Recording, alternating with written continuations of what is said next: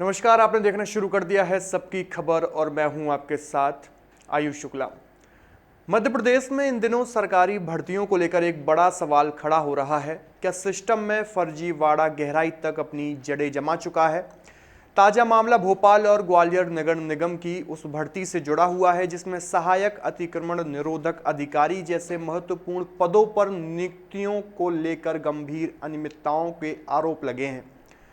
आयुक्त को भेजी गई शिकायत में दावा किया गया है कि मध्य प्रदेश कर्मचारी चयन बोर्ड द्वारा आयोजित ग्रुप 2 सब ग्रुप 4 भर्ती परीक्षा 2022 के तहत हुई चयन प्रक्रिया ऐसे अभ्यर्थियों को नौकरी दे दी गई है जिनके शैक्षणिक प्रमाण पत्र ही संदेह के घेरे में हैं।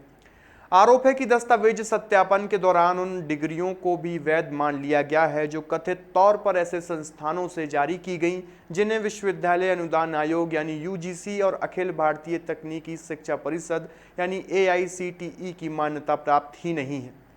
शिकायत में दो नाम प्रमुख रूप से सामने आए हैं, काबिल सिंह राजौरिया और अभिषेक मिश्रा। दस्तावेजों के अनुसार एक अभ्यर्थी ने Rajiv Gandhi institute of technology and management से बैचलर ऑफ अर्बन प्लानिंग का प्रमाण पत्र दिया जिसे यूजीसी द्वारा ब्लैक लिस्टेड बताया गया। वहीं दूसरे अभ्यर्थी ने संगाई इंटरनेशनल यूनिवर्सिटी मणिपुर से master of urban and regional planning की डिग्री प्रस्तुत की जिसकी वैधता पर भी सवाल खड़े हो रहे हैं।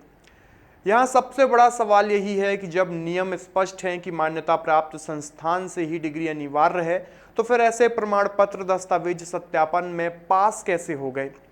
क्या यह महज लापरवाही है या इसके पीछे कोई बड़ा नेटवर्क काम कर रहा है? दरअसल मध्य प्रदेश में यह मामला पहला नहीं है जब फर्जी डिग्री या दस्तावेजों का मुद्दा सामने आया हो। पिछले कुछ वर्षों में कई विभागों में ऐसे आरोप लग चुके हैं जहां जांच के बाद फर्जी प्रमाण पत्रों के जरिए नौकरी पाने के मामले उजागर हुए हैं। इससे साफ संकेत मिलता है कि सिस्टम में कहीं ना कहीं गंभीर खामियां हैं जिनका फायदा उठाकर कुछ लोग न सिर्फ नियमों को तोड़ रहे हैं बल्कि योग्य उम्मीदवारों का हक भी छीन रहे हैं।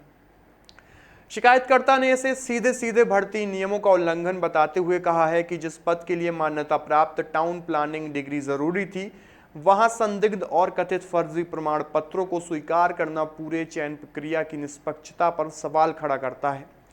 इतना ही नहीं, इस पूरे मामले को भारतीय दंड संहिता की धारा 420, 467, 468 और 471 के तहत गंभीर आपराधिक कृत्यों में बताया गया है। शिकायत में प्रशासन से मांग की गई है कि पूरे मामले की उच्च स्तरीय और निष्पक्ष जांच कराई जाए। जिन अभ्यर्थियों के दस्तावेज संदिग्ध पाए जाएं, उनकी नियुक्ति तत्काल प्रभाव से निरस्त की जाए और संबंधित अधिकारियों व उम्मीदवारों के खिलाफ एफआईआर दर्ज कर सख्त कार्रवाई की जाए। साथ ही भविष्य में ऐसी घटनाओं को रोकने के लिए दस्तावेज सत्यापन प्रक्रिया को पूरी तरह डिजिटल, पारदर्शी और जवाबदेह बनाने की जरूरत पर भी जोर दिया गया है।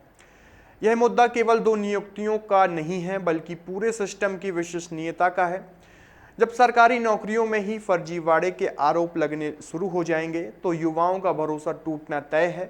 मेहनत करने वाले अभ्यर्थी खुद को ठगा हुआ महसूस करते हैं और यही स्थिति आगे चलकर व्यवस्था के प्रति असंतोष को जन्म देती है। अब सबसे बड़ा सवाल यही है कि क्या इस मामले में सिर्फ जांच का आश्वासन मिलता है या फिर वास्तव में जिम्मेदारों पर कार्रवाई होगी? क्या मध्य प्रदेश में चल रहे इस फर्जी डिग्री सिंडिकेट पर लगाम लगेगी या फिर हर भर्ती के साथ ऐसे ही नए सवाल खड़े होते रहेंगे? फिलहाल सबकी नजरें प्रशासन की अगली कार्रवाई पर टिकी हुई हैं क्योंकि यह सिर्फ एक शिकायत नहीं बल्कि पूरे सिस्टम की साख का सवाल बना हुआ है। आपकी इस पूरी खबर को लेकर क्या राय है? कमेंट बॉक्स में अपनी प्रतिक्रिया जरूर दीजिए और देखते रहिए सबकी खबर। शुक्रिया।